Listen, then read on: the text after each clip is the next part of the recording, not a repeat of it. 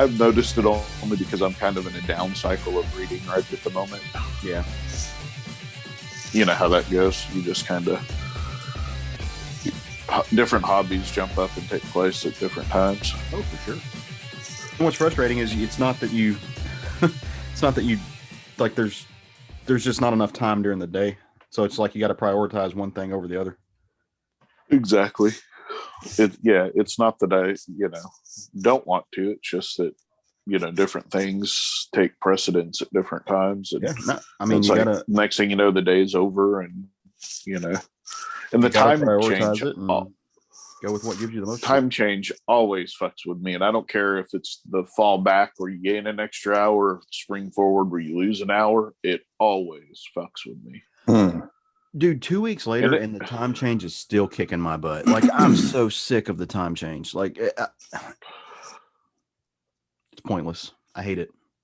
Yeah, I agree. It is pointless, and I hate it as well. I'm sure it served a point at one point in time. Well, yeah, but that was before electricity. Like, literally before electricity. And you know what pisses me off the most about the time change? It's not the fact that I've got to get up earlier or later or the scheduling. It messes with my dog's schedule. Yeah, that is the main affront to my life, because like right now I need to get up at 7 and feed my dogs at 7, but my dogs still think it's like 6, and they're just like, "Why are you moving me? Why do you want me to be awake?" But in 6 months from now, when it's time to go back the other way, and they're going to start waking me up an hour earlier, be like, "Hey, feed me." And I'm going to be like, "No, go lay down." No, I will not feed you. You needy little so's and so's. Never besmirch my dogs. One of those Yorkies that I had the most acute sense of time of any dog I've ever seen. So the time change was a pain in the ass. Number one reasons, because that fucking dog thought it was time to eat. Right. And I'd be like, "Get out of my face." It's ridiculous. And they're like I've got a hound dog, and she does this thing where she wants to take her whole face, and like if I'm not doing the right thing or not doing what she wants me to, she'll just put her face on my face. It's just like, no, you will not ignore me. I will make direct contact with the windows of your soul until you do what I want. Yeah, pretty much. It's just rude. It's churlishness. Churlish. It's churlishness. You know what's not rude? Your extremely ham-fisted segues. Oh, I'm just gonna shove it. I'm just gonna shove it right in there. No, that's rude. That was a little rude. My feelings are out, and they're I just bared them, and now they're raw.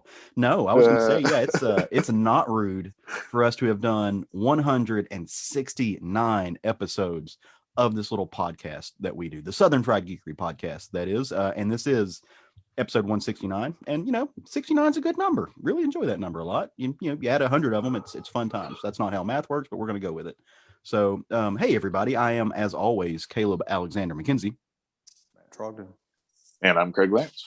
That was a soft Trogdon from Matt. That was a soft Matt. Yeah, I've been drinking a lot of tea lately. Switch from coffee to tea, and it's made you soft. Just that chamomile non-caffeinated detox tea, man. It's good for you. It sounds terrible. It's something. I was gonna say. It sounds really terrible. Oh man, it's dreamy. Is it dreamy? All right, you're dreaming of something else. Probably overselling it a bit, but hey. I mean, hey, if that makes you happy, if you like it, I love it. So I'm going to keep drinking my coffee that I freshly pressed this morning from my nifty little French press that Matt's talked me into getting and has now abandoned. No. Don't be confused. I'm still just as devoted to my coffee. I would assume so. I would never. You're a major dude. Like, I'm actually surprised you don't have like coffee beans tattooed on you at this point. Yeah, I just roasted some coffee this morning. Actually, they're tattooed in him. he carries them on his insides. Well, y'all want to talk about some comics this morning? That's what the people want. That's what I heard. That's what they said. Let's do what the people want. We're givers. It's what we do. Fuck the people. Craig with is the not people. a giver. You're not going to stop me. You're not going to stop me from giving. I'm gonna have to force another segue upon him. I would hate if you kept that "you're not going to stop me from giving" section out and just made that a drop we insert into our show occasionally. Like the radio shows do. Yes. I'll make a hotkey for it. That way I can insert it. It's like Control 6 or something. I don't know. Yeah. But, so every time we do this little show that we do, that we know and love, we try to, throughout the week as we're reading the comics, the sequential arts that we so enjoy. It's why we're here. We make a note of 3 little things. They're not the things that we're going to talk about in depth, but it's just things that catch our attention. So we call that the short stack, for those of you who are new. And so I'm going to turn it over to Craig and ask Craig to drop a short stack on us first thing this morning.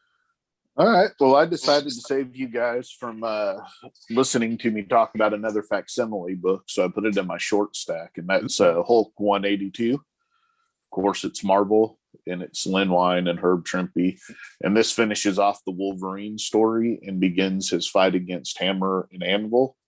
And the more I read these old Hulk books, the more I think that Len Wein may be my favorite Hulk writer. Yes. Well, or up there. I know Peter David gets a lot of love, and rightfully so, but man, the way Len Wein writes Hulk is pretty amazing. Yep. I also read Thor number 13 by Donny Cates, Nick Klein, and Matt Wilson.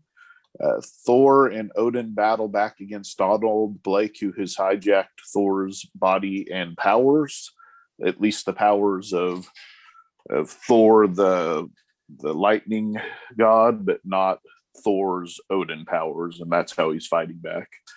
And then I also read Aros and Psyche number 1 by Ablaze Comics, Maria Levitt. I'm not sure what the fuck is happening in this book, but man, it's beautiful. It is sure pretty to look at. I mean, it's got a story, and you're just not far enough into the story to really grasp what that story is going to be at this point. Hey, how's that book? Doesn't matter. Did you see it? Pretty much. I mean, that is the case in that book. It's absolutely beautiful. Yeah, dude, she's that, like, I mean, it's anything she does is gorgeous. For sure. So nice. All right, Matt, what about you, brother? Did you read something notable this week? Yeah, I read, starting off from Marvel, X-Force number 18. This is continuing strong like it always has been. As usual, Benjamin Percy's the writer. Gary Brown was the artist on this one, with the color artist is Guru Effects. Still continuing to, this is still one of my very favorite of the X titles. I continue to recommend it. Also from Marvel, I read The Eternals number 3 from Kieran Gillen, Saad Ribic, and Matthew Wilson. This is my first exposure to the Eternals. I've not read anything about them ever. I'm based, and I'm only reading this to kind of prep myself for the movie. Mm-hmm. It's very well done. Very well done. It's holding my interest. The artwork is really good. And this is not a knock, what I'm about to say. This is not a critique, but some of Saad Ribic's choices for facial expressions are weird. Yeah. I'm just like, what is up with these facial expressions, man? It's just choices. That's all. Choices. And then number 3, I picked up off the shelf, not really knowing anything other than what was on the cover and being familiar with it. This is from the heavy metal publication, Tarna. This is written by Stephanie Phillips, which I didn't realize when I bought it, illustrated by Patrick Zurcher. Mm-hmm. This is the story of Tarna. Tarna is the female warrior character from the original heavy metal animated movie. Okay. That is why I picked this up. That is the heavy metal animated movie. made a big impression on me as a child. This character specifically, for obvious reasons. My first exposure to heavy metal, I was staying at a friend's house. I was probably 13 or 14 years old, something like that. And I woke up at like 2 a.m., couldn't sleep, turned on his TV, and heavy metal was on. I had no idea what it was. I never heard of it. And I was fascinated that this existed in the world. Yeah. I'd never seen anything like this ever in my life. Blew my mind. Then this woman walking in an S&M outfit is killing men with a sword. I'm like, who did this? Who do I need to thank? Yeah, who do I need to thank for this? This is amazing. It jump started my puberty. I was going to say, that. Pre-pubescent Matt really enjoyed that, as did most of us at that time. Oh man, amazing! So this is just a story about her, apparently as a intergalactic avenger of such. The art's very well done. It's very easy to read. It's not text heavy. It's, if you're a fan of the original heavy metal animated movie, you might pick it up if you want to see a little bit more of that material expanded upon. Nice. I think I saw this on the wall. I wish I would have grabbed it. I may have to pick it up next week. I like that we just discovered the foundational root of Matt Trogdon. Definitely played a part. Can trace it back to that one moment. Her and Elvira. Yeah. Oh yeah, nice. Yeah. So I was going to say, Matt, I know you said you'd never read it before, but if you ever get a chance, go read the Neil Gaiman Eternals, like that original thing. It's really good, and I'm not somebody who cares about the Eternals. Like that's not my cup of tea. I generally don't like the high concept, high cosmic stuff. But Neil Gaiman did a really good job with that, and I think you would like it. Or at least you, if not like it, you would respect the work that's done in there. So, firstly, we've had way too many references to tea on the show already. And secondly, it's because Neil Gaiman wrote it, and anything he writes is good. Facts. In the comic world. Let me back and look at that technophage stuff. I think you got some selective memory there. That. Yeah, I blocked that out of my mind. Sorry about that. That's okay. Thanks for bringing it back and running my childhood, Matt. Matt said, "No, you keeping it 100 this morning. Don't you?" No, that's good. I'm glad he reminded me of that, because I don't want to say stupid things like everything Neil Gaiman writes is good. He's a good storyteller. It doesn't often. He's an excellent storyteller. Yeah, it doesn't often come out the way he wants it to, I don't think. It doesn't always. It often comes out the way he wants, but it doesn't always come out the way he wants. Nobody bats 1,000. No, I mean, the same could be said of Stephen King, right? Like it's just that thing. Oh God, don't what? What? That's it. I just threw my desk. Did you hear that crash? That was me throwing my desk when Caleb compared Neil Gaiman to Stephen King. Oh man, Caleb does not speak for the rest of us on Southern Fried Geekery. Let's can we put that in the show notes? Yes, I'll make sure there's a disclaimer. I'll put it with the spoiler warning. So, some things may ruin your day, including spoilers and Caleb's opinions on writers who can't. No, just stop. Just in Caleb's opinions. Yeah. You didn't have to go digging holes. Every time I think so much deeper. Every time you said the thing about Assad Ribbick's facial expressions, every time I think about that, I'm reminded of that one panel from his Conan run where Conan has just like swung a sword down and like his lip is like curled up. And there's this really amazing expression. Like I think about that one panel all the time. It just lives rent free in my brain for some reason. Choices. Yeah, choices. Exactly. Like me blacking out technophage. Yeah. Those are choices you have to make in life. Some choices are better than others. So I read a few books this week I was going to tell you guys about. Have no idea if you've read them or not. I hope so, because they were cool. The first and foremost, actually, is this new book by a guy who's like one of my favorite writer-artist combos in the game. Continues to just impress.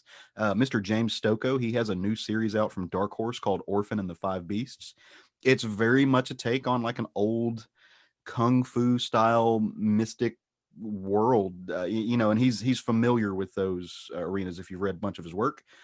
Essentially there's this young girl. Her name's Orphan Mo. She's being raised by a head in a jar, kind of a little bit. And she's, there's this whole mystical history about 5 spirits who come down and learn the ways and corrupt them, and she's got to go defeat them. If you've never seen James Stokoe's art, I don't know how to explain it to you.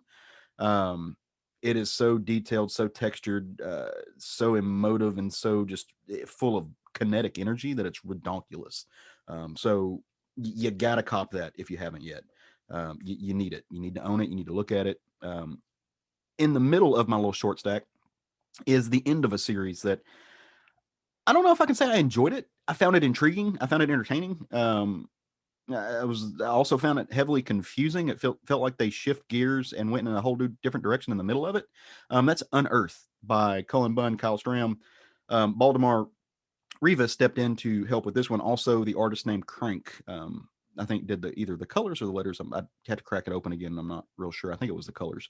But this story is essentially they find this like hive mind growth weird thing under the earth, and they go spelunking and they realize that like it's like the body and or the remnants of an elder god. I don't know. There's a whole lot of strangeness, which means that it's really cool artwork by Kyle Stram and Baltimore Rivas.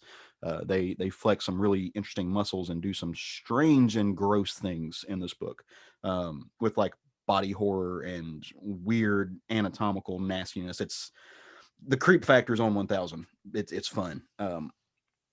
Last but certainly not least, one of the better things I read this week actually came from the distinguished competition. The good folks at DC gave us a book called Superman Red and Blue.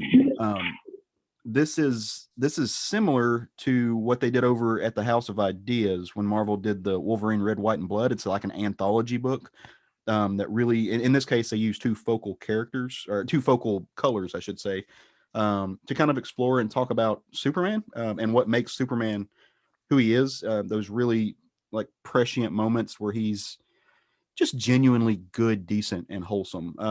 The art in this book will make you hit the floor. I mean, they've got folks like Clayton Hendry. There's Steve Lieber does a short story in this, which is, I mean, it's Steve Lieber. What can you say? Wes Craig, who I know Craig is a huge fan of, did some just drop dead gorgeous stuff on here. You've got Dan Waters doing some work. You've got Dan Waters writing a story being drawn by Danny. And so there's 4 stories in this.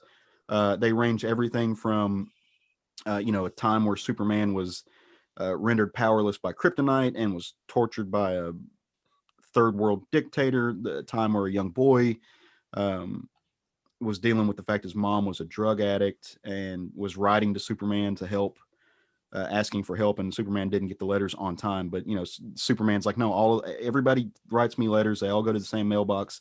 I try to get to them all. I do get to them all. Sometimes I just don't get to them in time. I don't know if I'm getting older and that's why I'm starting to dig these old Superman stories more, or if it's just a change in what I want to see. Like I'm just kind of over anti-heroes. Like I want to be able to see a hero, like be a hero, like people that we can look up to that really do embody the spirit of right and righteousness. And so I'm really starting to enjoy Superman more and more. And if you need a place to kind of figure out foundationally who he is in a new story, check this one out. There's also this really cool little short story. It's the very last one in the book. It's written by Marguerite Bennett, drawn by Jill Thompson. That is Clark as a schoolboy making friends. And I'm just reading that and I'm like, damn it, that's the good. That's the good stuff. So check this out. Just a series of gorgeous covers if you want to, pick which one you want. I likes it a lot. I'm going to be on this series. Hopefully it keeps going. So nice. I don't know if either one of certainly some good teams. I didn't read it, but there sounds like some good teams on there. I like the team up of Danny Waters and Danny. Yeah. Dude, that Steve Lieber art is dope. Oh, I need to own a page. Needs it. Like I might die if I don't. Oh, dramatic. I'll shrivel up. It's kind of like water. If you don't have it, you're a goner. So now I know because a little birdie told me that you guys did some other stuff besides reading comics this week. So before we talk about our book of the week, which we're going to get to, it is coming. There were two big things in the comics universe, but not in comics, that happened this week. The Falcon and the Winter Soldier dropped on the Disney Plus. You got the first episode of that. And then also HBO released the Snyder Cut, all like 47 hours of it. So it was a lot. Yeah, I have made it through the first 2 chapters, quote unquote, of it. Oh, so you did get drunk and bored. I did. I got drunk and bored. That's absolutely what happened. So I want you guys, like, we'll start with the Snyder Cut, because I know you all, you two watched it in its entirety. Tell me about it. How did it treat you? So when I first finished this, I made a post on Facebook that I've since went back and deleted.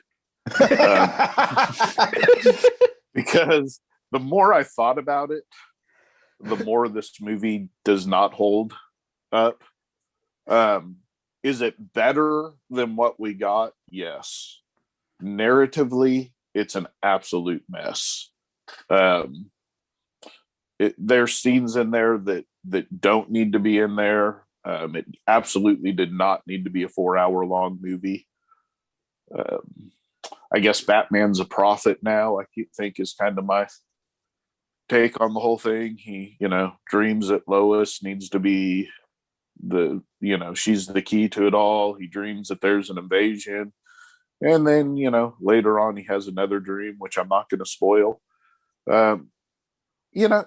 Is it okay? Yeah, I enjoyed it as a dumb popcorn movie, but if you're looking for a solid narrative put together, I don't think this movie's for you.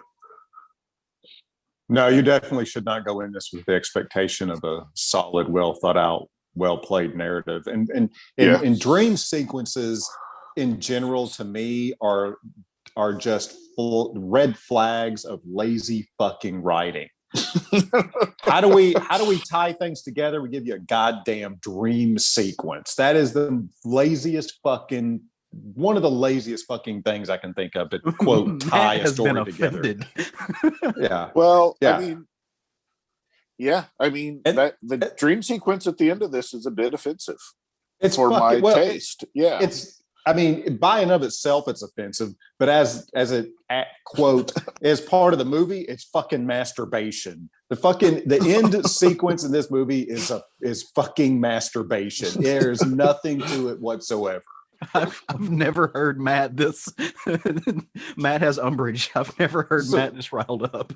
So yeah, it's but all that being said, I went into this movie and I forced myself to wash all my negative pre-assumptions going into this. And I thought, I'm just going to watch this and just as it is, just forget about my negative association with Zack Snyder.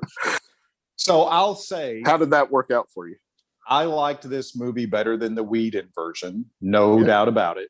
No doubt about it. The fight scenes were much better. The battle scenes were much better. It tries to be artistic. Yeah. Well, it looked, as Zack Snyder's movies do, they looked great. It looked great. The CGI was much better than any other DC movie I can think of recently, or maybe at all. The characterizations of the fourth world characters I really dug. I really like seeing Jack Kirby's creations come to life in this. Jack Kirby's New Gods creations are my favorite of all his creations. Him creating that entire fourth world and all the characters within it. I loved seeing Darkseid on the screen. So there were a lot of things about this movie I liked. Yeah, the runtime was excessive. I mean, the Martian Manhunter stuff was stupid and fucking just like it made the character look bad by the way he was shoehorned in there. I was like, get the fuck out of here with this. It's just another example of shitty fucking story writing. Go ahead. No, go ahead. I was going to say, the shitty story writing, within the context of this movie, there's legit no reason why Batman should be putting a team together until about halfway through the movie when Diana shows up and tells him that he should be putting a team together. Yeah. But yet he's doing it for the entire first half of the movie. Yeah. The Aqua Bro stuff was really toned down, I noticed, versus the Whedon cut. Yeah. So it was still, I mean, Zack Snyder is so gay for Jason Momoa. I mean, you might as well make shirts. I mean, he is so gay for Jason Momoa. I realize a lot of people are. Jason Momoa. Yeah. He's just like, Jason Momoa is taking his shirt off for no reason whatsoever, because it's in so many parts of this movie. It's hilarious. I'm gay in real life, and I would go straight just so I could be gay for Jason Momoa. Yeah. I mean, yeah. And I'm not saying that's, I'm just saying it's a thing. I mean, it's not a negative thing. It's just a thing. Yeah. The dialogue in this movie is so painful in so many parts. Batman's dialogue specifically. Of course, Batman is pretty much the protagonist of the movie, so he carries a lot of dialogue, and it's his dialogue is awful. It is so not Batman specific as far as loyal to the character. In this movie, Batman's just a guy that dresses up like a bat. That's it. It's not the Bruce Wayne character. Yeah, so there's a scene towards the end of this movie, without giving too much away, where Batman flies into a stronghold to destroy the shield so that the other heroes can come in, instead of just flying the other heroes in with him. Yeah. And it's 100% so that Batman has something to do. Yeah. So I haven't seen all of it like you guys. I have watched through the first half, but so I was telling you guys about this. My nieces are spending a few days with us because they're on spring break. So I was sitting down with one of my nieces watching this last night, and she couldn't follow it, and I realized that not every movie should be made in a sense that a child who's 10, 11, or 12, that age range could follow it. Some movies are for adults, they're more complex, and that's a real thing. But this movie wasn't meant to be that. It should have been able to have been followed by a younger person, and she couldn't follow it. To that end, it's chopped all to hell. Yeah, my very grown, very educated husband couldn't follow it. Yeah, I had trouble following it. I was having to constantly stop and explain things, or and some things were like, you remember Batman versus Superman, this all happened, and that's part of that's you have to understand that with this, but also I have no idea what is that. My biggest issue with what I've seen whatsoever, and this isn't necessarily unique to even Snyder. I mean, Whedon did the same thing. Lots of people have done the same thing. People forget that Bruce Wayne is an alter ego, and all through this movie, the entire thing, Ben Affleck's expressions as Bruce Wayne, his tone as Bruce Wayne, his attitude as Bruce Wayne is the same as his inflections, tone, and attitude as Batman. There is no difference. The only difference is he's not wearing a mask. That's what I meant when I said, he's just a guy in a bat suit. Yeah. And he's stuffed badly into the bat suit. It drives me insane. You have to, in order to tell a good Batman story on screen, you have to be able to show that he is keeping the veil, if for no other reason than to keep that alter ego, to keep that secret identity. And he plays very loose with the secret identity in this movie. There's no secret. What secret identity? It's worse than Spider-Man ripping off his mask all throughout Far From Home. I mean, it absolutely is. I'm gonna finish it at some point. I'm in no hurry. I was in no hurry to begin with. I'm in less of a hurry now. I could die and not think twice about the fact I never finished. I will say the third act is pretty decent, because you get away from all the bad narrative of the movie. And there's still problems in the third act. Yeah, but basically it just becomes a popcorn beat 'em up movie at that point. Yeah, do not try to follow any narrative, by the way. That's mistake number one with any Zack Snyder movie you can sit down to watch. Just sit down. Okay, I got to make sure and pay attention here. You can mute it. Right. There's scenes that are,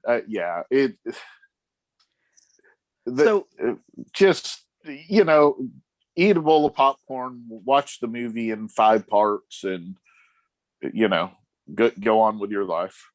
So I want to talk about something that it's about this movie, but it exists kind of outside the movie. And that's some of the responses, like from people who like or dislike it.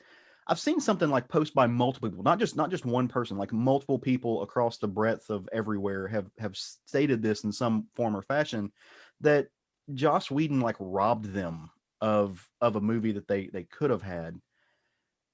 Why are we even talking about these people? Why even bring these people up? Well, it's because my question. Some of the it's weird because I'm just like, there's lots of stuff to be mad at Joss Whedon about, like the way he has historically treated women, but like the dude did step in to help a friend. Like him and Zack Snyder were friends.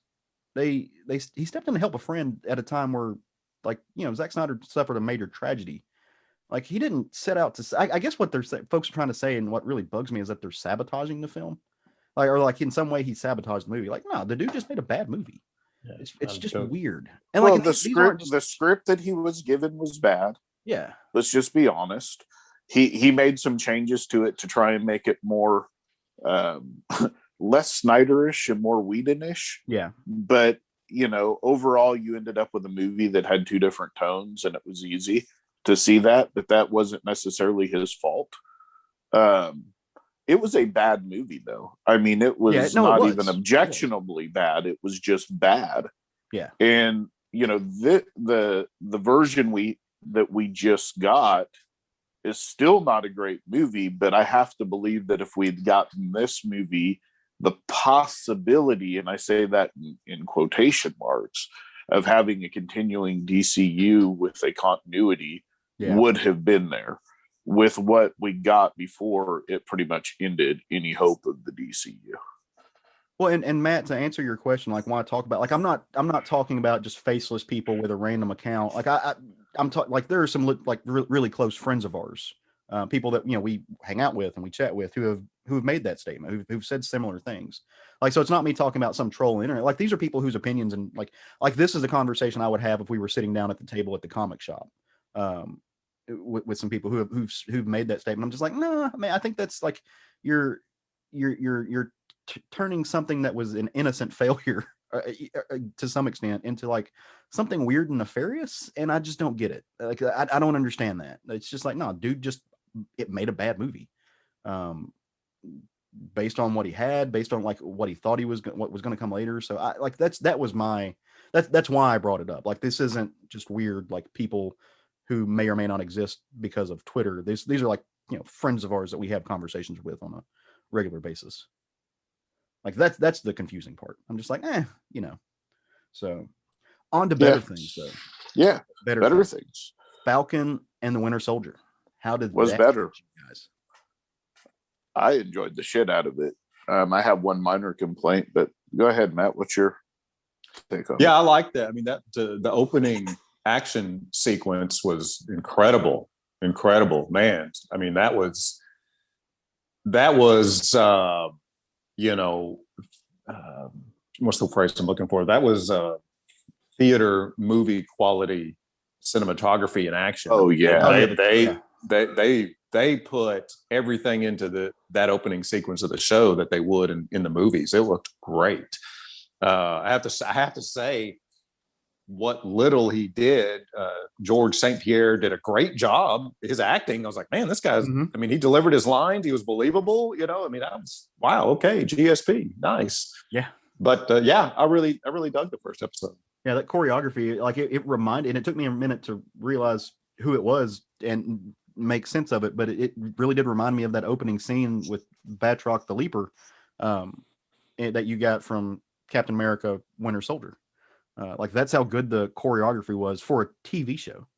Yeah, great. I mean, there's no doubt that Marvel and Star Wars and the Disney television shows that are going on Disney Plus are getting movie budgets to put these movies out, these shows out. My only complaint, and it's a small one, is that if you're going to make a series episodic, make it episodic instead of just cutting down a 6-hour movie. I feel like they did that with WandaVision. I need to see the WandaVision was episodic. Yeah. Because every show stood within its own context. Right. And tied into a greater story. So you're making the call that this one's not going to do that? Did this episode have a beginning and ending in the middle? Was it an episode of its own? Okay. And that's could be, my opinion on it. For sure. Yeah. It felt to me like they took a 6-hour movie and they kept the first 45 minutes off and gave us that. Yeah, I didn't feel that. That's interesting. Yeah, I didn't feel that way either. Okay. Well, and we'll see as it plays out. It may be more of that. And like I said, it's a very, very small complaint because what they gave us was so damn good. For me, and what I was going to say is, I think I have to, like, for me personally, I have to wait until I see the second episode, because so what you're saying, I felt that way about a lot of what what Netflix did with the Marvel properties. Like, they released that all at once, and that's the difference. And so they did make it a 13-hour movie. That's right. And so I need, but because you could see the second episode right then, it really felt that way. So I need to see the second episode of this before I'm like, oh yeah, they made this big continuous thing and just spliced it. And again, don't get me wrong, I'm not mad about what I got. It was good, and it was beyond good, quite honestly. And as you guys said, it's movie theater production. It's big budget production. That fucking fight scene when he flies into the helicopter and just sits down. I mean, I was dying. Yeah. There were so many great moments in that opening fight scene. So I'm super excited for the show and what we're gonna get. So don't take that wrong in any sense. I'm not mad about it. Yeah. I really like seeing Sam as a human. Like, I really like that they've humanized him and in a way humanized a lot of people, like a lot of real life people, folks that literally go do these like special operations overseas that serve military duty and then come home and they can't keep their business afloat. Like, they can't find a job. So like humanizing that very real aspect of it. I like seeing that because it does bring a real life. And the last thing I want to say is, and I won't say what it was because again, we're not going to spoil it that bad, but the reveal at the end, could they have found a dude with a more busted up jawline? Like, what was that? Like, what? Let's be honest. That's what Craig was most excited about, was that last reveal. What I loved about it, quite honestly, was the fact that Sam did not just take the shield and the mantle and run with it, because he struggles with who he is and is he worthy. Imposter syndrome. Yeah, it's a real thing. Yeah. So I love that aspect of it, and and like you said, the struggling back home. I guess there were some people that were mad that they changed his origin a little bit from the comics, that he's not from Harlem.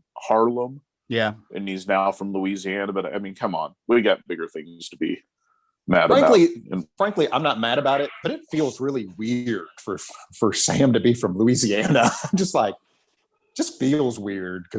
Yeah, just because his comic origin. Yeah.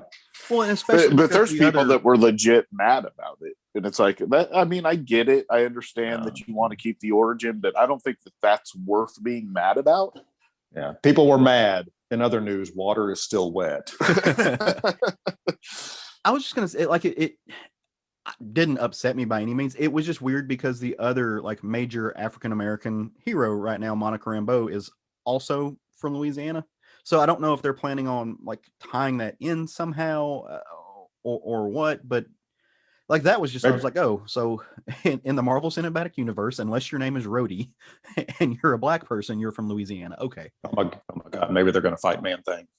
Ooh, I hope so. Now I'm excited. But yeah, that was just, there were some other things that I think people got annoyed about, which made me all annoyed at people, but we're not going to dignify those with the conversation. I get what you're saying about, the black guy has to be from the South or whatever. But, I think there's a reason for it, and they showed it in the show. Yeah. Could have you done something similar from the Northeast? Yes, but I think that it probably plays better being from the South.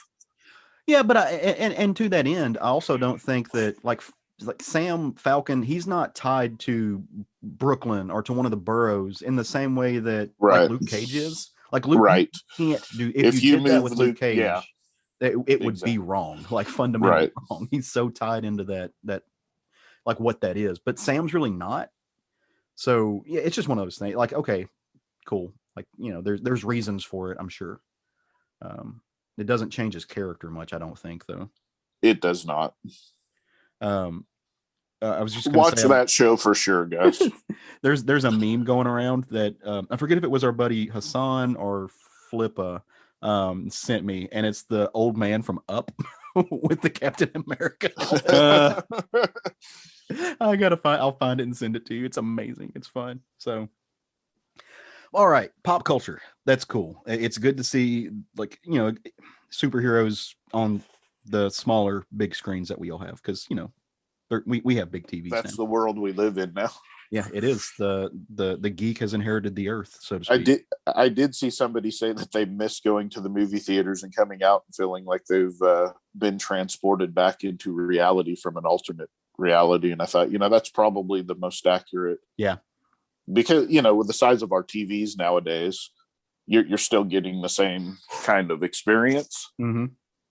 But not, you know, when you walk out, it's all dark, and then you walk out, the sun's all bright. It's like you stepped into a different world. You know, kind of miss that a little bit. So, well, and like, you know, if you're not a rude person, you're not checking your phone through the whole movie. Whereas if I'm sitting on my couch, I'm still going to look at my phone. Right. There's a whole, you know, the date night aspect of it. Yeah, I miss it. Yeah, there's definite parts that are different. I want back. But hopefully we're going to get that soon. I signed up. I think I told you guys I signed up for my little shoddy shot. Yeah, getting next week. I'm excited. Stephanie and I are getting ours on Tuesday, which is also our anniversary. Oh, so, nice. Yeah, that's what we decided to do for our anniversary. That's actually really cool. That's very sweet. Yeah. All right. So we want to talk about some comics now that we've talked about, you know, film. Everything. Yep. Let's do it. So, you know, I mentioned earlier, I gave a little like semi-spoiler warning, but you know, that should have keyed you in to talk about the shows that we just watched. If we spoiled anything, deepest apologies. Yell at Matt. He'll present himself to you for, you know, flogging and finger pointing, and we'll see how that works out for you if you want to take that risk. But we are going to talk about some books. We're talk about some comics we read this week. Can't really do that in depth without spoiling a few things. So check the show notes. As always, I'll throw some numbers in there, some time signatures, so you can do what you need to do, either skip around or hit pause. But you know, we hope you enjoy your reading experience. We don't want to take that away from anybody, but we also want to talk about comics. So, and it's our show, and you can't stop us. So, nanny boo boo. We got together this week as we normally do, and we said, hey, let's all read the same thing, at least one of the same books, and we should talk about it. And the good Mr. Craig over here said, hey, there's this new book from people that we really like that I think we should give a chance to. And the book is called The Bequest. It comes out of Aftershock Comics. It is written by Mr. Tim Seeley, and it is drawn, and I don't know if drawn by Freddie E. Williams II, who we have had the pleasure of having. It's Freddie Williams the third. Says the second. Yeah, no, it's the second. Then he's changed it. Yeah. Okay. All right. I'll let you keep going. Ignore me. Jeremy Colwell did the colors on this, and a guy with an amazing name who I'm totally jealous of, Marshall frickin' Dillon, did the letters. So nice. All right, before we dig into this thing like it's a big brisket, tell me, guys, how it treated you. It was good. It's a good book. Yeah, so I would buy this book 1,000% for the art alone. Mm-hmm. Oh man, just to look at the fucking art in this book, and the layouts are phenomenal. Yep. So for those reasons alone, and then you give me a story with a dragon, yeah, I'm in. And Freddie Williams drawing that dragon. Yeah. Tim Seeley and Freddie Williams are a team I would have never thought about putting together, because I don't know if they've ever done any work together before. I can't remember if they have, but they work so good together.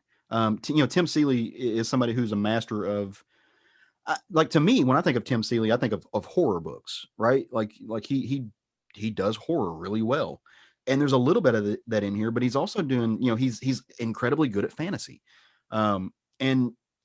and Freddie Williams draws fantasy like it's nobody's business. Like, the man's art game is just, as far as this particular style, it's unrivaled. Like I said, we've been fortunate to have him on the show and talk to him and get inside his head a little bit, see what he likes doing and what he wants to do. And it shines through. Like, he has so much fun with this. And with Freddie, I don't know about you guys, but I think of, like, the He-Man and the Thundercats book that he did, or the Ninja Turtles and Batman book. Like, he brought a lot of what I loved to those into this story, which has a little bit of ElfQuest in it, but it's just wholly original. And so it was neat seeing him bring that same kind of, like, beloved energy that he was able to connect to other IPs, other characters, and transfer that into, and get me just as excited with characters that I've never met before. So I had fun with it. I'm with you guys. This was a lot of fun. And not, hey, did I mention the dragons in the art also, and the layouts on the pages? Because all of those things were amazing. There's nothing bad about this book at all. But one thing the book does, and so as I talk about what's in the book, I'm going to try to, like, streamline it for my benefit. The book, as far as a narrative, like, it jumps around, as it should. Like, it's a cool tool, tool in his craft toolbox, and he does it seamlessly. I don't think me personally can really give you a good idea and follow those jumps without making it sound weird and choppy. So I'm going to rearrange things just as far as, like, streamlining to the folks at home so they know it. Because, again, this is completely me not being able to do the book justice, not the book itself. There are worlds beyond Earth. And that's the first thing you have to understand about the Bequest. There are different realms. There is our Earth, which is not unlike, the reality that we live in. But there's also, like, Dungeons and Dragons world, and assumedly there's these other realms, other worlds. And those things are about to collide. There is an ancient force, an ancient being who has made these things kind of like God tunnels that has allowed those worlds to be connected. As you might imagine, somebody with some really nefarious purposes, a bad guy, has taken advantage of that. And he's came from imagine like the Dungeons and Dragons world, where he was almost an evil druid, an evil cleric of some sense, somebody who didn't get what he wanted. His life didn't work out the way he thought it was, and it warped him and it twisted him. And he has brought the magics of that world into Earth as we know it, where he is trading them. He is bartering those magics for like military grade equipment, for flooding the streets with death and murder, allowing himself to create some type of, like, black market empire, and giving magical tools to people who don't know how to use them and have no business handling them. All of that's in the backdrop, right? Throughout the book, there's this figure. He's this little old African-American man with a cane, like, walking around, kind of seemingly minding his own business. He's singing the Puff the Magic Dragon song the whole time. And he stumbles upon these guys, these kind of Irish dudes who are, like, plotting and planning, and they look like they're about to go attack a building. If you listen to some of the background noise and them talking to each other, they are basically a mob war is taking place. And one faction is about to take out the other faction.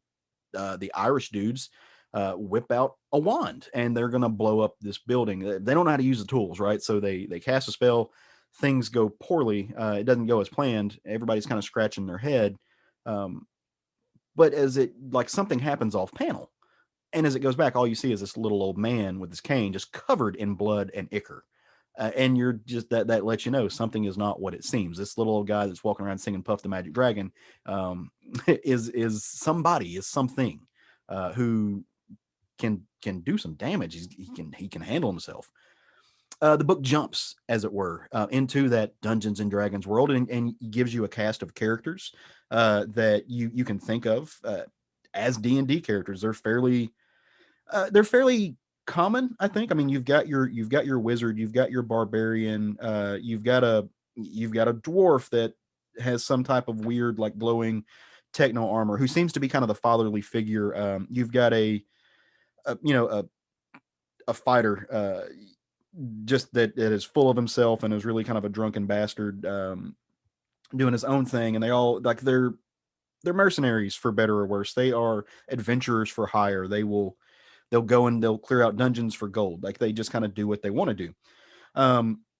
They are storming a dungeon. They're clearing out some caves. They're looking for gold, and they stumble across a jackhammer. Like, this doesn't exist in this world, and they're very, very confused at this magical thing. The fight scene where they all beat the shit out of the jackhammer was the best part of this book. I had to stop and collect myself. I was laughing so hard as these guys just start cussing and destroying this jackhammer. It's one of the most hilarious scenes in comics that I've seen in a long time. But as they follow, like, the cord, they follow it to this broken, bleeding, messed up, emaciated black and gold dragon who has all these weird lines coming out of him, that somebody's funneling the essence, and they're using them apparently to open up these god tunnels. This little team of people who, they realize they're getting in more over their head. They are sucked out of their reality by some figures that I don't know what you call them other than the Watchers. Like, they're folks that are kind of sitting over watching all the realms, and they have chosen this team, it seems like, to come out and to save the world. And so they send them to what we know of as the Earth, where, of course, because worlds will collide, they come in contact and find our little old man with a cane, who's been walking around and knows they're coming. It's almost like he expects them.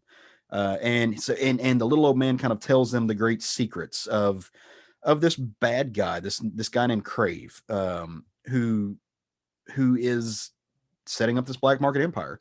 And so they're all, like, scratching their heads, and number one, they're just confused because they got sucked into another world, but they're just like, how do you know all of this, little old feeble elderly guy?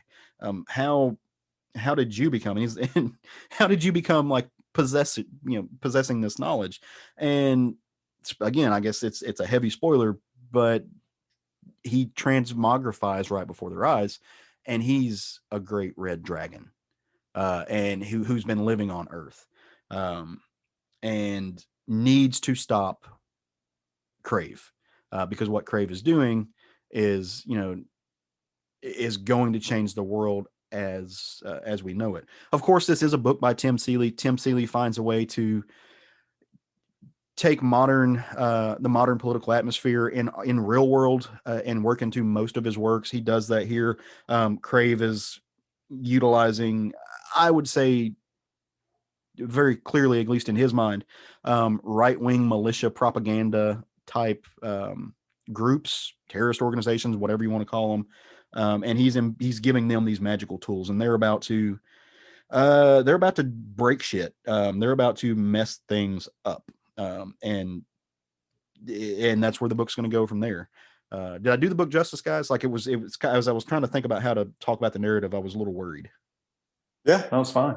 Okay, cool. I'm glad to know that, because except for where you said that the best part was them fighting the jackhammer, because there was dragons in this book. Okay. I don't know if I told you that, but incredibly drawn dragons. Oh, it's beautiful, man. Like Freddie. So, yeah, the way Freddie just lays it all out. But they beat up a jackhammer. Yeah, but did you see the dragon? Man. So we know the dragon was Craig's favorite. jackhammer abuse was my favorite part.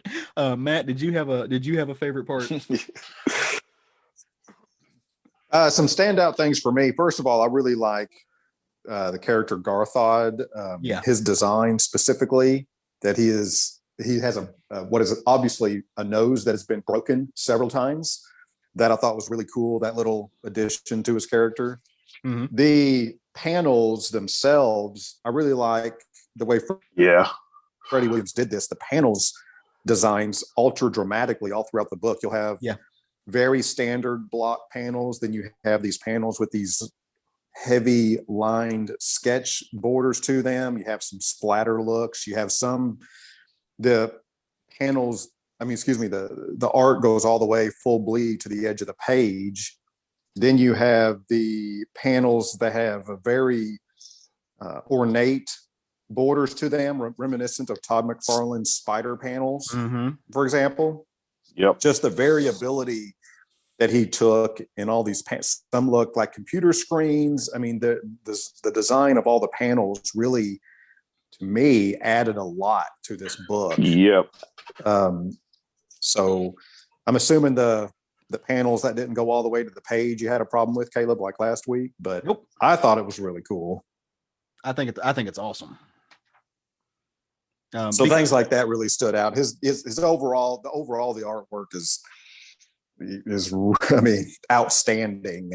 The character design, the background, the amount of detail, everything, the storytelling aspect from panel to panel. I mean, it's just Freddie Williams knocked it out of the park with this. Colors are great, man. The colors are really good in this book. Yeah. So the artwork to me really put this book over the top. Yeah. I mean, I love the design of Crave. Like, there's this one scene where he's got the gun mounted on his, I guess it's holstered on his shoulder, and all you see is like the butt of his rifle sticking up. Like, the dude is intimidating. The book is just, this is fun stuff. Aftershock did good. Like, they did great with putting this team together. If they did, or if the team came on its own, I don't know. Did you see at the end, after the story, there was Dungeons and Dragons character sheets? I did. Yeah. For that, which cracked me up. Really enjoyed that. I can't speak enough about, Freddie Williams' art in general is just freaking amazing. But in this book particularly, the amount of detail, the way the pages are laid out, as Matt said, the borders to the panels was really, really stood out to me between different where they were at in the story. It helped you to, as Caleb says, this book jumps around a lot, but the art tells you where you're at in the story. Outside of just the characters, the panel design and the borders help you figure out where you're at in the story. So just an amazing job by these two guys. So Tim Seeley must be a big gamer. And I don't know, because he, like you were talking about the character sheets at the end of the book, he does the same thing in his Vampire the Masquerade book. Does he? Yeah. I'm fairly certain that's Tim Seeley that's doing that book, isn't it? I read the first issue and moved on. For shame. Yeah, well, it wasn't my thing growing up like it was yours. No, I know. I'm giving you. No, it's I get it. It's giving you shit. He brought it up. He doesn't even know who wrote it. He's giving you shit, Craig. The nerve. Not right. Nerve. Look, we're talking about Craig right now, not me. Let's refocus that energy. So no, man.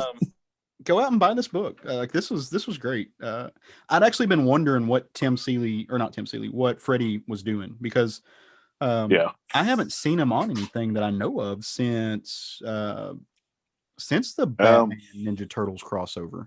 I think that was the last one he was on. Yeah. And here's what I do know is he draws all of his stuff by hand, and he sells it on his website. So I'm waiting for these pages to go up on his website.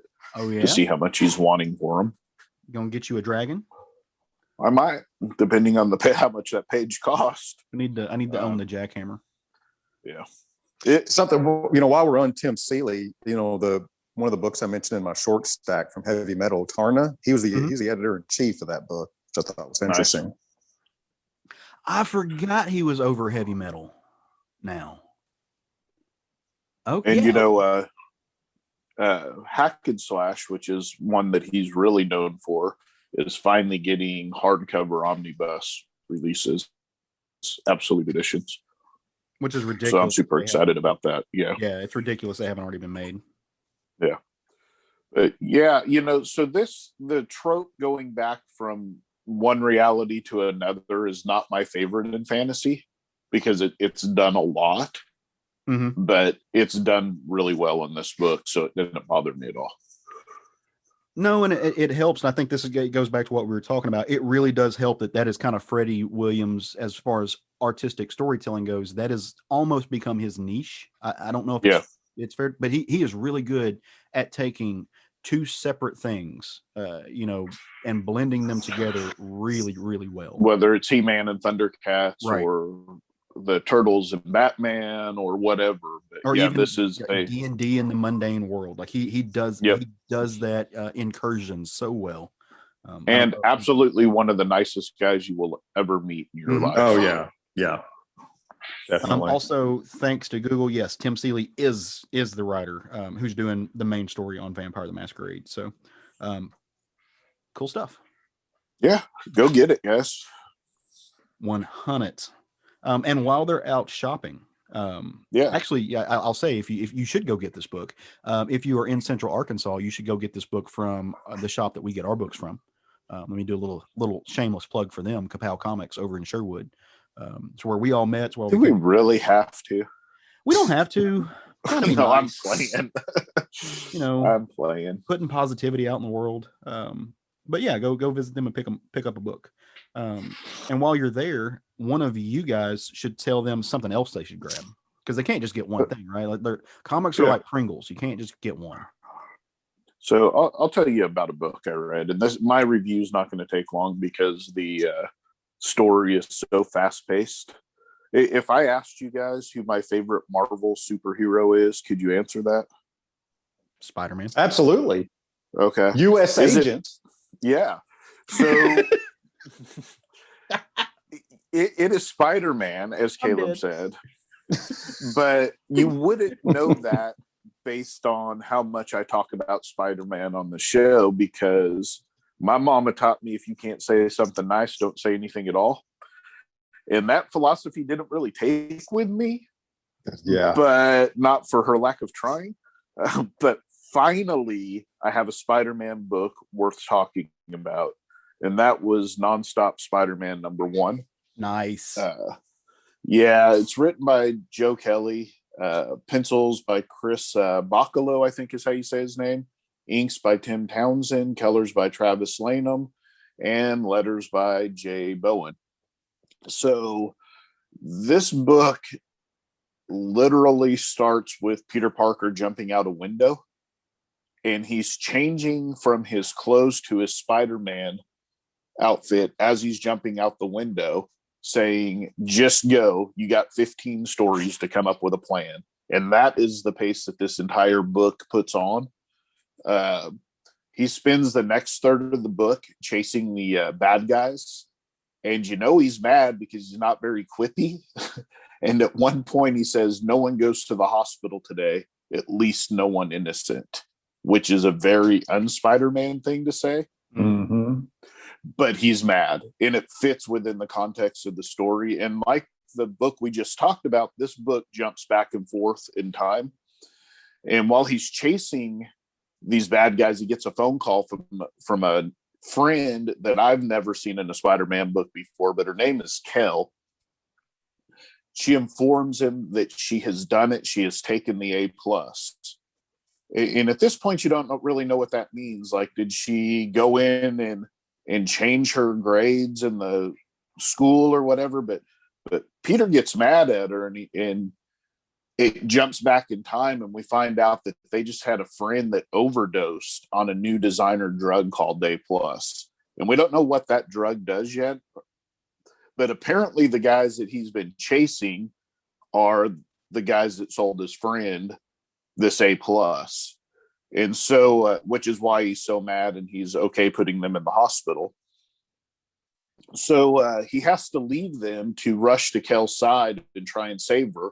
And he gets there and injects her with a special blend of Narcon and a chemical that he has added to it to counteract A+, because, you know, he's Peter Parker and a scientific genius. So he's come up with a way to counteract that. But as he saves her, a group dressed the same as the first group he was fighting rushes and attacks him. And that's pretty much where it leaves this story.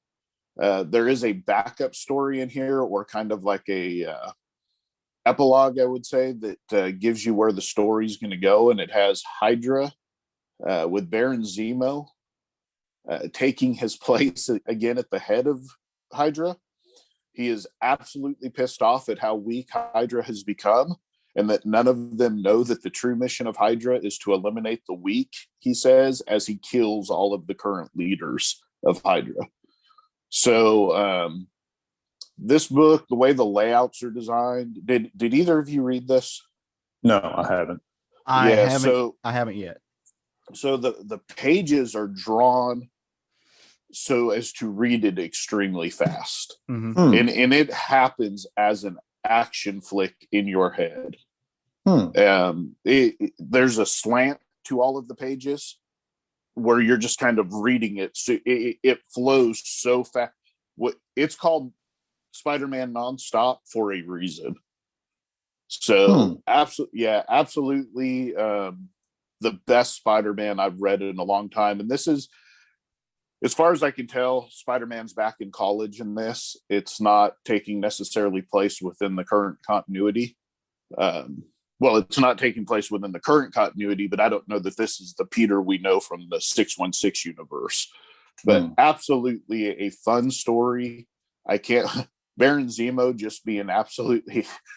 One of them says, "Oh, well, we're Nazis." And he goes, "Nazis, please." You know, it's just... you know, he's like, "Do any of you even know what we stand for?"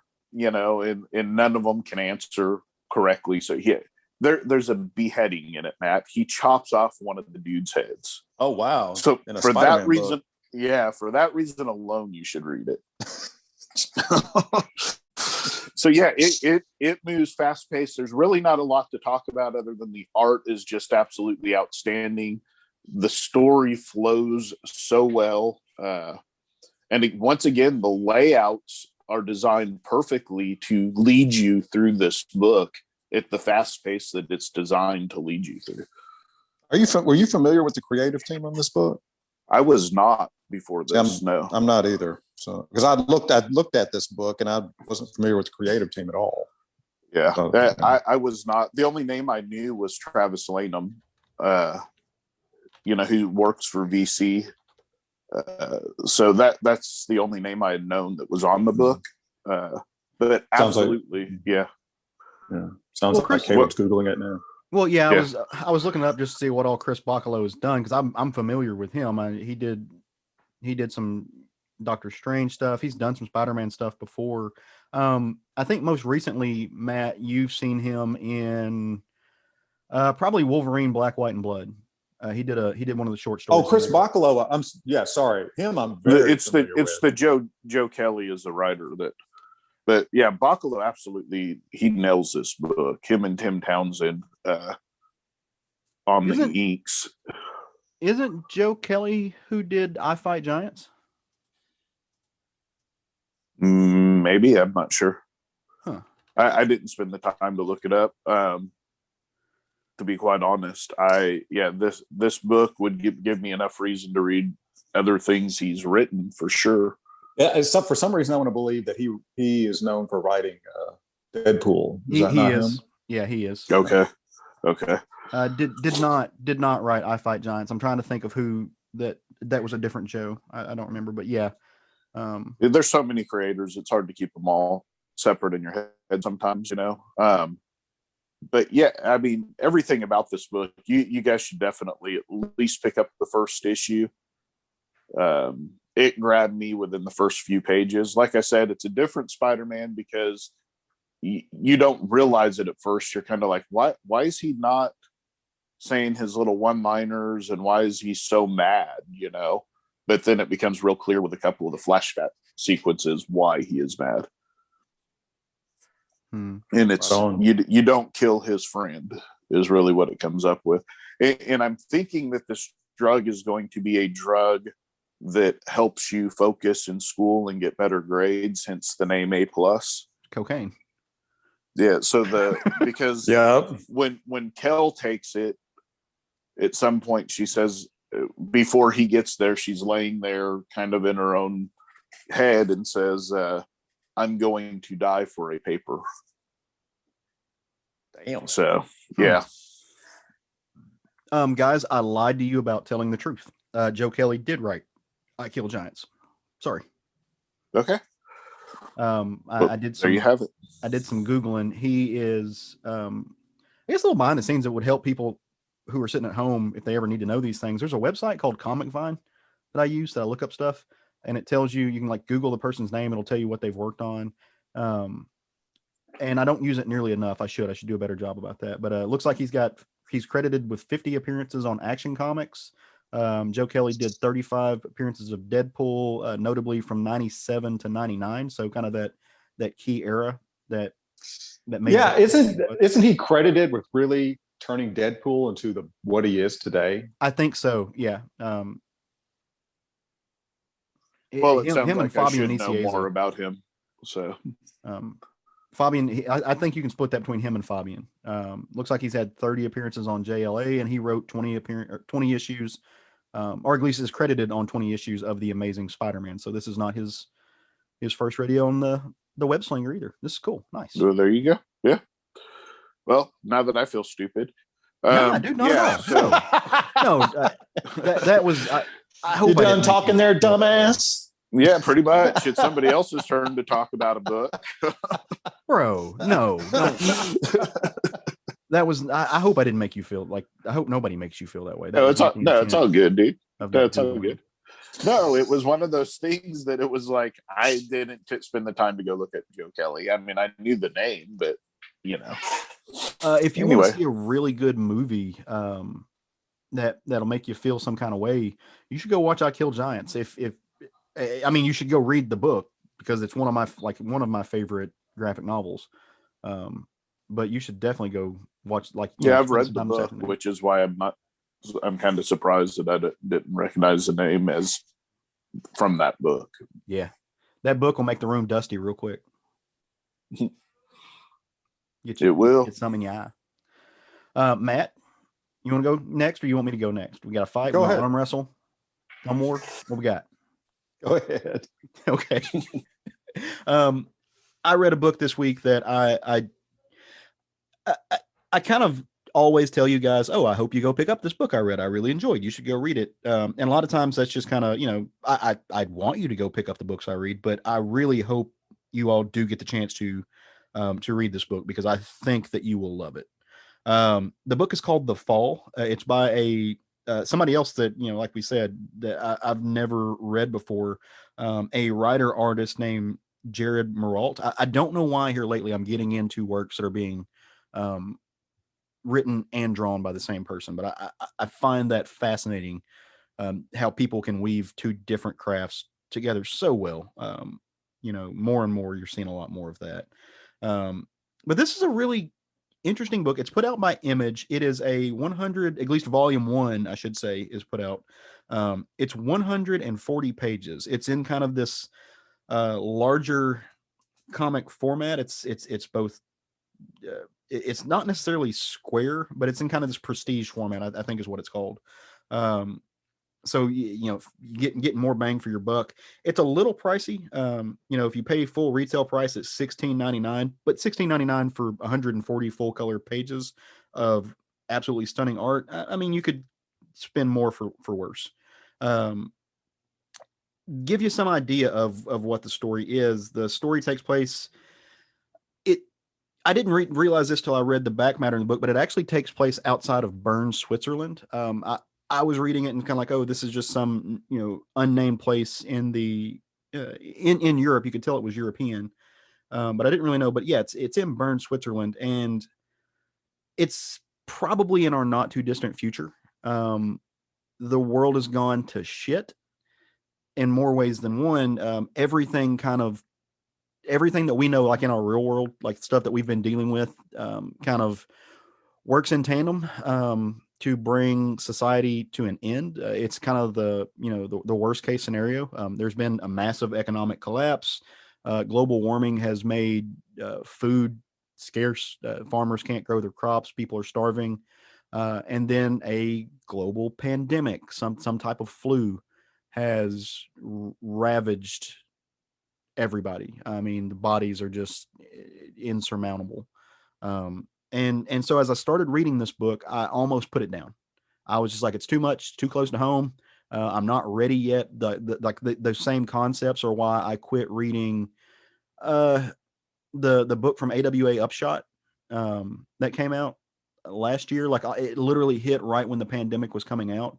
It's like it was just too real, too fast, too much. So I didn't read it.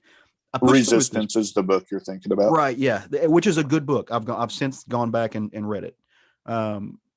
Unfortunately, timing with that. So I almost put The Fall down. Right, like it was almost just too much. But I pushed through because the art. Like I just wanted to keep looking at the art. The story centers around a family. It's a man and his two kids, and I mean, really, it's a story of the daughter more so. She kind of takes the front line, but each of the characters gets their due and proper on the page. The wife in the story is a registered nurse who's working at the hospital, and unfortunately, something happens and she doesn't make it out, and so it's left this father and these two kids to kind of fend for themselves as society is falling apart. The town around them is kind of turning into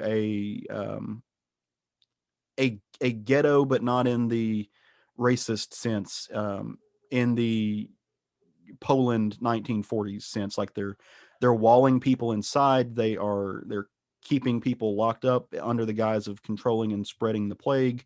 They are starving parts of the population out, and government just falls apart. And the dad realizes that he's got to get his kids out, or they're going to die. They're just like, everything is getting too much. They're like, the war is breaking out throughout the city. They hear gunshots ring out.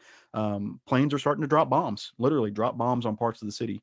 And so he's going to get out, but he doesn't know how.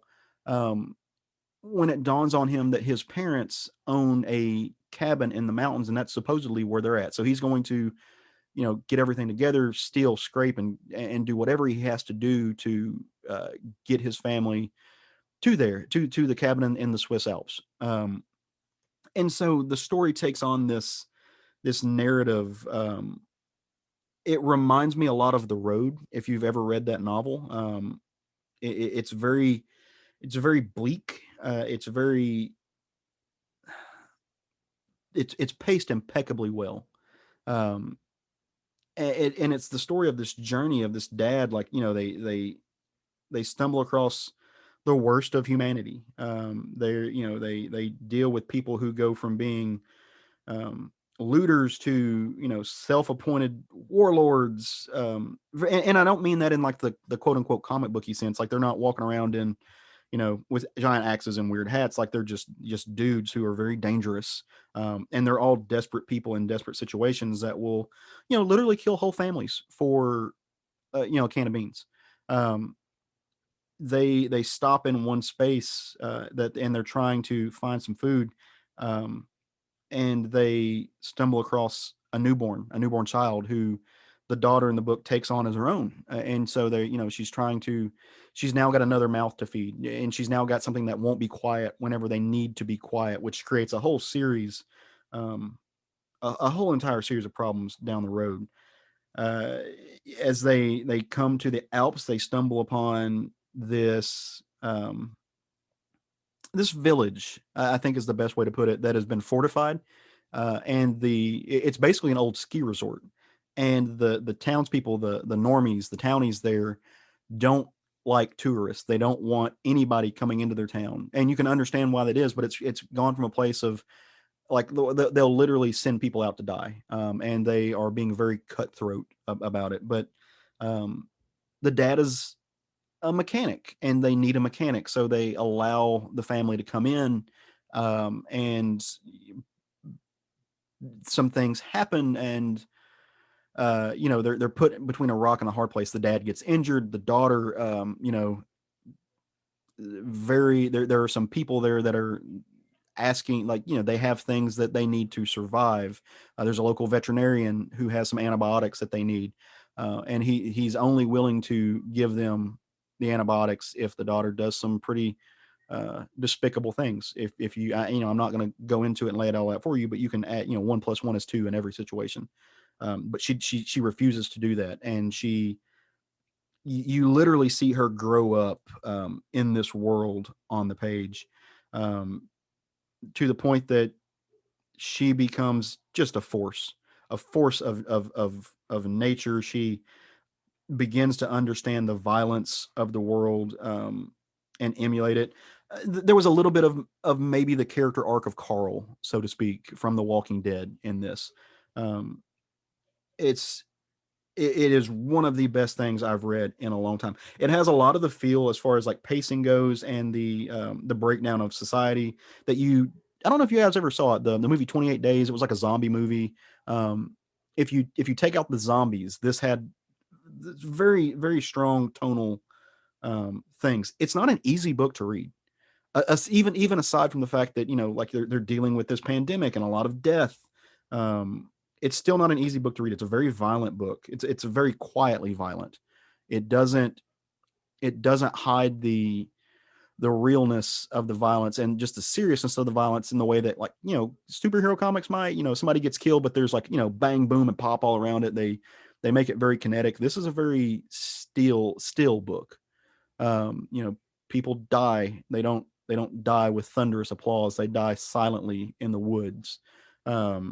And leave behind entire legacies.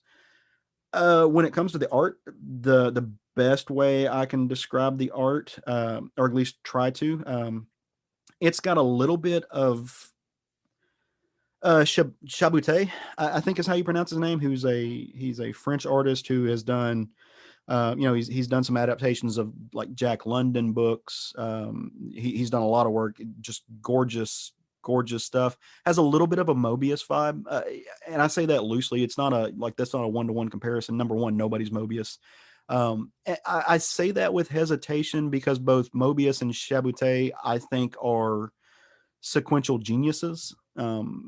If you've never seen Chaboutet's work, you gots to, like, that needs to be front and center on your to-do list right now. This book, I'm not familiar with Jared Morrell. There are some panels, some pages that I think he can grow as an artist. Like, I think that's fair to say, and he will. I don't know how long he's been doing this work. I'd never seen him before, and I could be, for all I know, in some other country, he's the pinnacle of artistic craftsmanship, and I'm just talking out of my ass. I saw things that I was like, oh, he could have done that differently. There are some lines that seem to be, a choice, for better or worse. But it's still gorgeous. The coloring is all muted. Some of the most striking pages in this book are the pages that take place in the snow, where he uses different shades of grays and silvers in this snow-laden landscape, and it's all white, but it's not all white. If you catch my drift, it's there is so many layers to the complexity and the beauty of his art that it's just some strong storytelling. And yeah, I don't want to spoil anything, because I do think people need to go out and read this book. But if you are a fan of movies like 28 Days Later, minus the zombies, again, this is not a zombie book, or of McCarthy's The Road, or hell, even whatever that adaptation with Denzel Washington was that they made that I can't remember the name of right now. You should go find this book. You should go dig it. It's worth the money. It will it's worth the read. You fall in love with these characters, flaws, warts, and all. You start rooting for them against the inevitable. And like I said, the front of the page says volume 1. I can't wait to see where they're going with this, because there's so much more story that needs to be told as they come into conflict with another force that's a little bit more organized than the ragtag entrenched townsfolk that they have just had to deal with. So solid adventure, solid world. Go pick up The Fall. Put it in your hands. It's beautiful. Right on. Nice. Well, I went back to 1991 Nice. and found a gem at the local comic book store, Kapow Comics in Sherwood, yesterday. Picked this book up. It was a character I have no knowledge of whatsoever going into this. From Marvel, are you guys familiar with or have knowledge of the character Deathlok? Yeah. Yes. Tell me what you know about Deathlok. I don't know. I have knowledge of the character of who it is, but I have no knowledge of the character's abilities or their story, if that makes sense. So if I'm not mistaken, Deathlok is like a cyborg zombie that is kind of similar visually to like Deadshot from DC. But he, I want to say, works for S.H.I.E.L.D., or at least worked for S.H.I.E.L.D. in the stuff that I've read. Is kind of this loose cannon figure. It's very deadly, very dangerous. Deathlok, murdered after discovering a secret weapons project, pacifist and cybernetics expert Michael Collins found himself resurrected inside his worst nightmare, an unstoppable cyborg killing machine. Taking control of his new body, Collins defied his would-be masters and escaped into a world that holds no place for him. Now cursed with the power to back up his convictions, he seeks justice for others and peace for himself. Nice. So I was right. Got Can I it. get a prize? Yeah. That ambiguity of your description, Caleb, could have been applied to just about anybody. Not everybody's a cyborg killer zombie. I disagree. You have trust issues. Everybody has the potential to be a cyborg zombie killer. Exactly. I forget Listen which up, season, Caleb. but he's brought to live action in Agents of S.H.I.E.L.D. They actually bring him to the screen in that, if you watch that show. So this issue is called Father's Anguish, and this was written by Gregory Wright. Interestingly enough, this writer also did the colors for this book. I've never seen something like that before, unless a writer also does all the art. Right. But anyway, yeah, he is writer and colors. The breakdowns are by the great Dennis Cowan. And then the finishes are Mike Manley. Based on the art in this book, the breakdowns must have been very rough breakdowns, because it bears very little resemblance to Dennis Cowan's art. Because I had been a fan of his for a long time. I say had been because, I haven't seen him do a whole lot lately, other than the most recently he did. He did something with Jeff Lemire. And I forget which book it was. The Question, yeah. Yeah. Which anyhow, Bill Sienkiewicz inking that, I think. Yeah. So this is the story. Man, this feels so 90s, brother. Opens up with Deathlok watching children play on a local school playground during recess. And there's some interaction between a few kids about the latest Nintendo. He's like, hey, you want to come over? I've got some Nintendos. It's like, yeah, Dad wrote that. Dad doesn't know what Nintendos are. So yeah, I've got some Nintendos. Want to come over and play them this afternoon? Some kids are talking about. And as they're making a date to play Nintendos, a car pulls up and some thugs, dressed very smartly, I might add, open fire with a machine gun on the school grounds.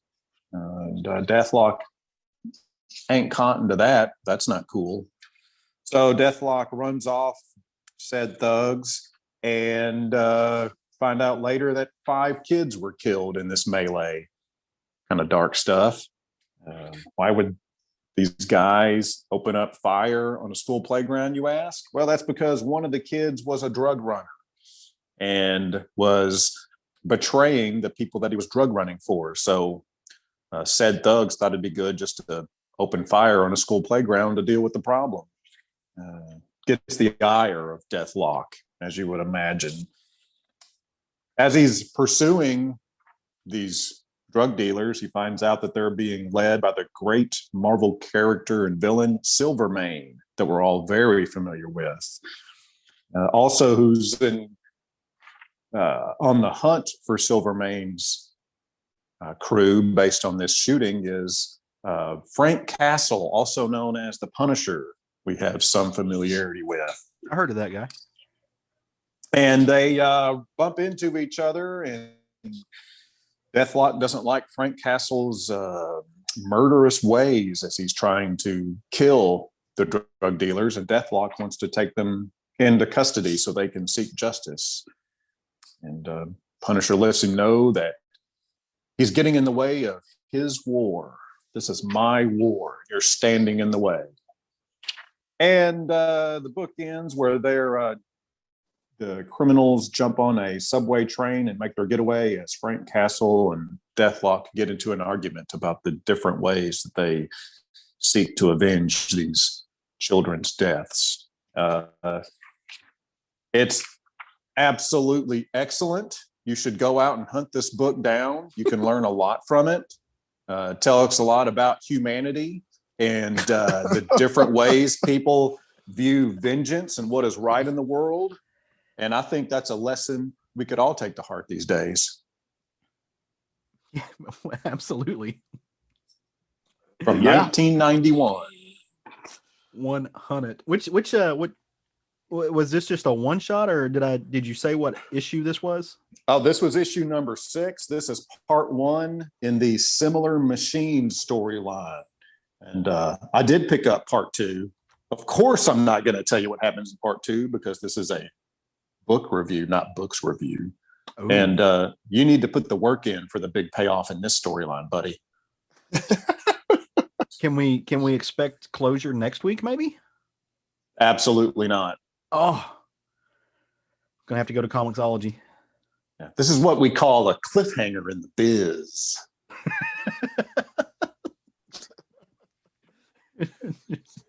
Nice. I love it. Okay, I've got homework then.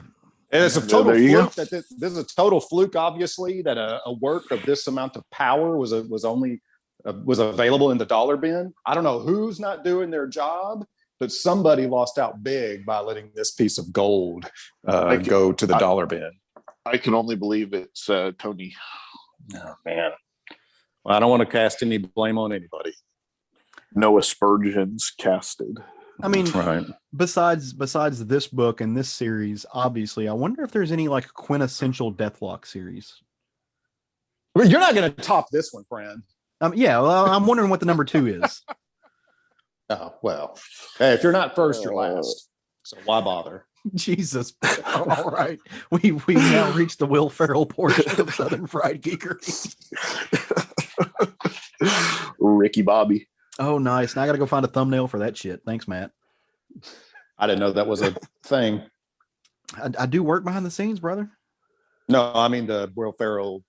I didn't know he stole one of my lines. Asshole. Oh, 100. Yeah, no, he got a hold of one of your lines. He I love it. He found that brief script about a racing family and turned it into Talladega Nights.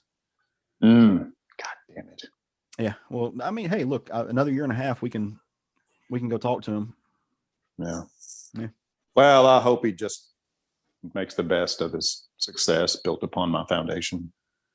I have thoughts on Will Ferrell's comedy, but I won't share them because not too many people do share them. So anyways, well, what's coming out next week? Every time we end this show, we like to take a chance, right? We look forward into the future. We rub our crystal ball and we try to make a guesstimation on a book that'll come out that we hope we will enjoy. We don't know. We're not actually soothsayers, if you will.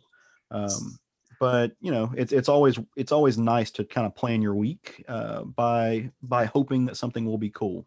So is there anything coming out in this next week that you guys have high hopes for?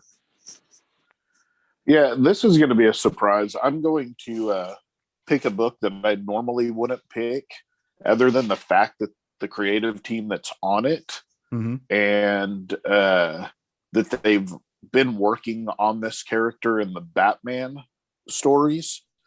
But this is Harley Quinn #1, and it's written by Stephanie Phillips and drawn by Riley Rospa. Ooh, no. Yeah, I'm gonna cop that. Yep. So again, this isn't a character that I normally read her books, but I am going to pick this up because they've redesigned her in Batman. If you've been reading Batman, she's got a different outlook on life right now, and her costumes changed a little bit. So this creative team writing her, I think, will be interesting. Stephanie Phillips seems like she's everywhere these days. She had a good year last year. She blew up, dude. Man. Go ahead, Caleb. All right. Well, I'm glad you let me go first because I'm gonna choose a book that I was afraid that you were gonna pick. Next week, we finally get to see what I'm gonna pick a Marvel book. We get to see what the House of Ideas is going to do with one of my favorite queens, and that is the Alien Queen. They got the rights with the big merger that happened, and they now own Aliens. They also own the Predator franchise. So we finally get to see what's happening in the Marvel house with just one of my favorite horror, I don't know what you call it, properties of all the time. And this is being written by Philip Kennedy Johnson, who you're also going to see jump over in Superman soon. He's doing some work for DC as well. Drawn by Salvador LaRocca, whose name is actually LaRocca, not to be confused with LaRosa, Louis LaRosa, who Matt can, still to this day reminds me how bad I fucked up that episode. Deservedly so. Yeah, right. I deserve it. Slap me on the hand. So in this issue, Gabriel Cruz gave his life to Weyland-Yutani. In the case of an alien attack, he barely survived, almost literally. Recently, he is retired, and he's trying to patch things up with his abandoned son with the help of his friend, a Bishop model android. But his reentry into civilian life is not going smooth, and his encounters with the deadly xenomorph are far from over. So, I like Ish LaRocca. He's not my favorite artist of all time. There's been some stuff that I have literally closed the book on, but I'll give him a chance on this one. Was the Bishop model alien or aliens? Aliens, I think. Oh God, now I don't know. Yeah, I mean, I drew a blank too. I want to say it's aliens. I think. Well, my book from Image,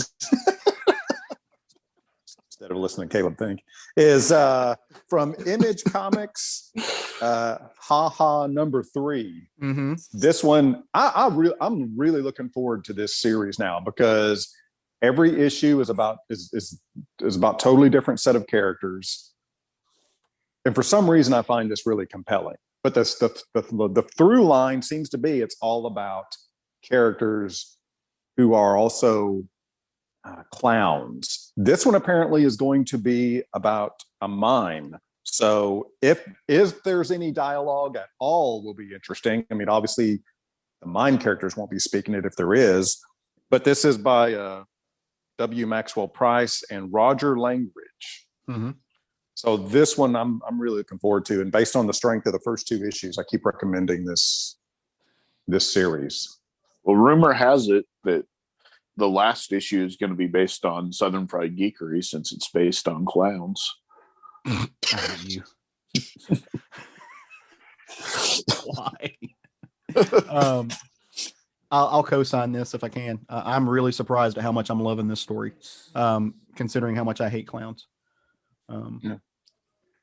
And just what did clowns ever do to you?